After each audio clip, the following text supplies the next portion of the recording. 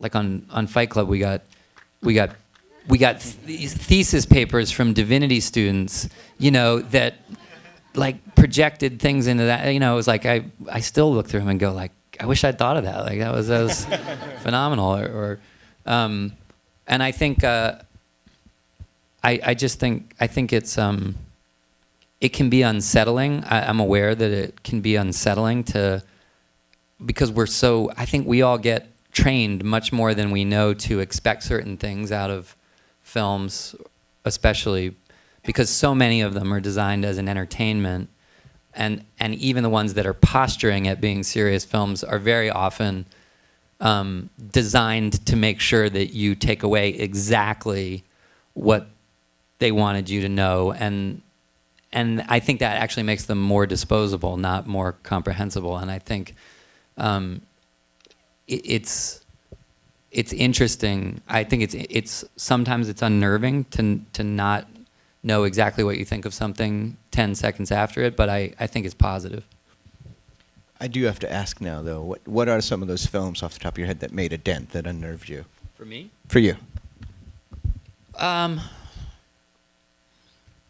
Well, you know, thinking of some of De Niro's movies, I mean, Taxi Driver, I think, is a good example to me of a film that now everybody who shows up at a film series will goo all over Taxi Driver. Oh, it's a classic, you know, it's a thing. And I sometimes wonder how many people have actually seen it, you know, because the way people talk about it, you forget when you go watch that movie how intensely ambiguous the ending of that movie is. That you have no fucking idea what happens at the end of that movie.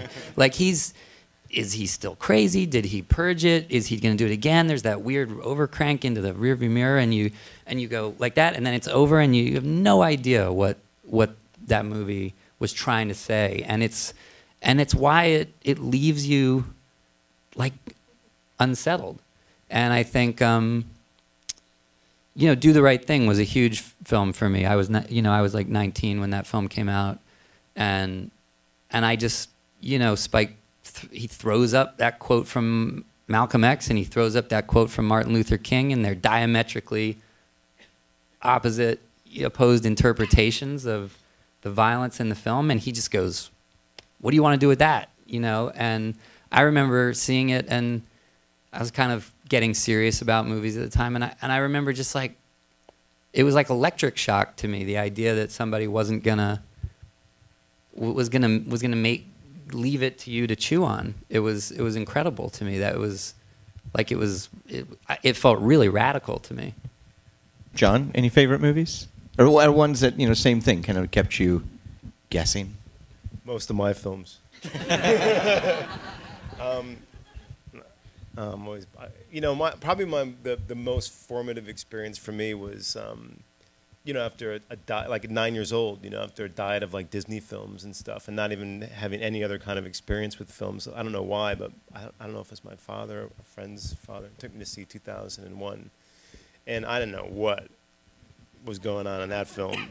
But you know what I really dug was coming out, and it really affected me for a long, because I really had no idea what it's about, but I was riveted, you know, and but I remember really, it's just staying with me for a long time, and kind of playing, like almost daydreaming within that film for a long time, and thinking about it, and thinking about what it, like just images just stuck with me, you know, and I think, I don't know, like I'm like Edward, you know, the it's hard, you know, because you're doing sort of, it's abstract art in a way, you know. It's an easy kind of area of filmmaking to really fall flat in your face, because, you know, the worst criticism to wear as a director is